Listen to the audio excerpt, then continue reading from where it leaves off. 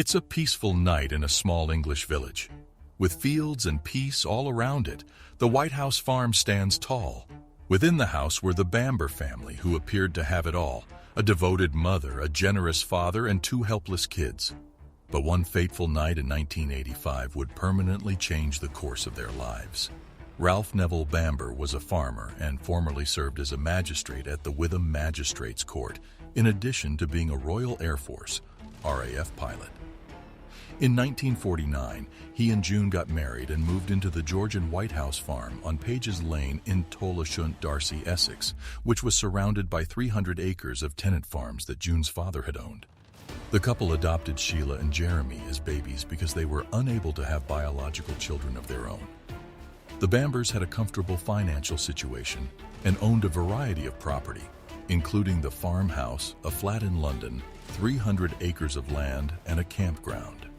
Although June was fervently devout and attempted to compel her children and grandkids to share her beliefs, the marriage provided a comfortable home and a private school for the kids.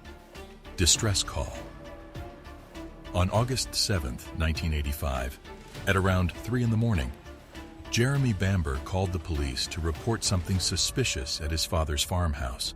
Neville Bamber had earlier called Jeremy in distress, telling him that his sister had gone crazy, and then the call got canceled. Following the call to the police, Jeremy and 3 police officers each drove to the farmhouse.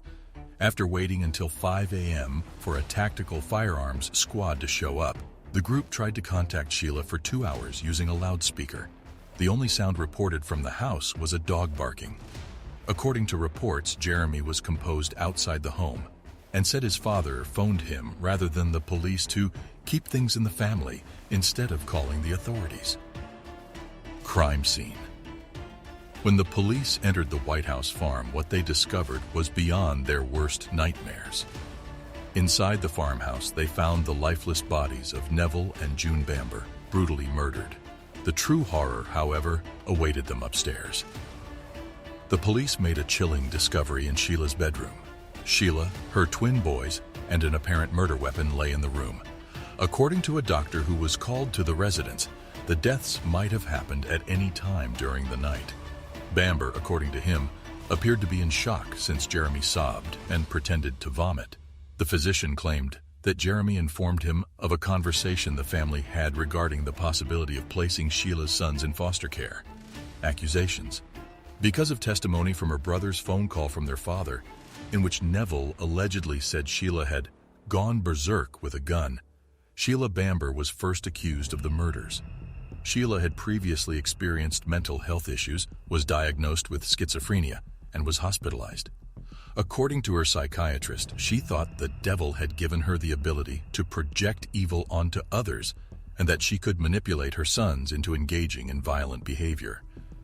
5 months before the killings in March 1985, Sheila was readmitted to St. Andrew's Hospital following a psychotic episode. Two-Face. On August 14, 1985, the murder inquest officially began. The bodies were released after the police provided evidence that the crimes were a murder-suicide. The boys were buried. Neville, June, and Sheila were cremated. Jeremy's actions leading up to and following the funeral raised his family's suspicions that he had been involved. They claimed that he cried during the funeral service for his parents and sister, at one point appearing to buckle and needing his girlfriend Mugford's support, but that he'd later laughed and joked at the wake. Jeremy, Mugford, and an acquaintance took a trip to Amsterdam soon after the funerals, where they acquired a significant amount of marijuana, according to the travel agency who sold them tickets. Jeremy also started selling his family's possessions. June's car was sold to Mugford's mother, while Neville's was advertised in the neighborhood paper for £900. Jeremy attempted to sell 20 nude photos of Sheila to the Sun for £20,000 shortly after his initial arrest and release in September. He also went on another international trip with a pal, this time to Saint-Tropez. Rising doubts. These incidents raised doubts among everyone, and the investigation took a sudden turn towards Jeremy. 3 days after the murder, the police uncovered a blood-stained silencer in one of the cupboards. According to forensic examinations, her arms weren't long enough to turn the gun on herself with the silencer connected. She had no reason to put the silencer back in the gun cabinet before returning upstairs to shoot herself if she had used it to kill the others, and then realized the gun was too long for her to shoot herself. If Sheila wasn't the murderer, Jeremy would have been found out for lying about the phone call from his father in which he claimed Sheila had gone berserk with the gun. Twist in the tale. Mugford altered her narrative to authorities on September 7, 1985, a month after the killings, and claimed that Jeremy had been plotting to murder his family. He was taken into custody the next day as a result of her second statement. Jeremy had Mugford's early support. He can be seen crying and holding onto Sheila's arm in pictures from his parents' and Sheila's funeral. The status of Mugford was altered the next month as a result of her numerous arguments with Jeremy. They had clashed about his role in the killings, and he appeared to want to stop the relationship. Mugford declared Jeremy to be a psychopath and attempted to suffocate him with a pillow at one point. On September 4th, a different woman called Jeremy while Mugford was watching the conversation. She destroyed a mirror and smacked Jeremy when she realized that he had been seeing another woman. He then dragged her arm up her back. She went to the police 3 days later and gave a different statement. In the second statement, Mugford claimed that Jeremy had expressed the desire to get rid of them all between July and October 1984. She stated that he had made derogatory remarks about his old father and mad mother, who were attempting to run his life. Additionally, it was claimed that Jeremy remarked the twins were unbalanced and that his sister had nothing to live for. She claimed that he was irritated that the Bambers were footing the bill for Sheila's pricey Maida Vale flat. Jeremy had mentioned setting fire to the farmhouse after shooting his parents during conversations she claimed she had rejected as idle talk. He allegedly claimed Sheila would be a suitable scapegoat. Mugford claimed he had talked about riding his bicycle down side roads to the house, breaking the catch on the kitchen window to gain in, and exiting through a different window that latches when closed from the outside. Arrests. Jeremy and his friend Mugford claimed he had implicated were both arrested on September 8th as a result of Mugford's confession. However, the latter had a strong alibi and was freed. Jeremy said Mugford was lying to the police because he had dumped her.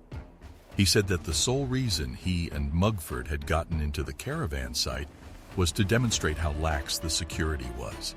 He maintained that he loved his parents and sister and denied that they had kept him short of money. He added that he had used a downstairs window to occasionally get access to the farmhouse and that he had used a knife from the outside to relocate the latches. He further asserted that he had access to his parents' wills and that they had designated him and Sheila as joint beneficiaries of the estate. Regarding the rifle, Jeremy informed police that it was primarily used without a silencer because it would not otherwise fit in its case. Trial. In October 1986, Jeremy Bamber stood trial for the murder of his family. The prosecution argued that he had staged the crime scene to frame Sheila as the killer, employing a silencer to ensure minimal noise and then calling the police to create an alibi. The defense maintained Bamber's innocence, claiming that Sheila, who had a history of mental illness, was responsible for the murders. The trial hinged on the interpretation of forensic evidence and witness testimonies. The prosecution presented the silencer as a crucial piece of evidence, indicating Bamber's involvement. However, the defense contended that the silencer could have been handled by multiple people before it ended up in Bamber's possession. The jury ultimately found Jeremy Bamber guilty, and he was sentenced to life imprisonment without the possibility of parole. The White House farm murders have remained a subject of controversy and debate. Bamber continues to assert his innocence, claiming that crucial evidence was withheld during the trial and that he has been wrongfully convicted.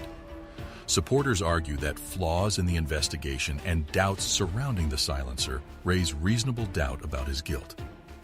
The White House farm murders stand as a chilling reminder of a deeply tragic and complex case. The brutal killing of 5 members of the Bamber family shook a community and sparked enduring questions about the nature of justice.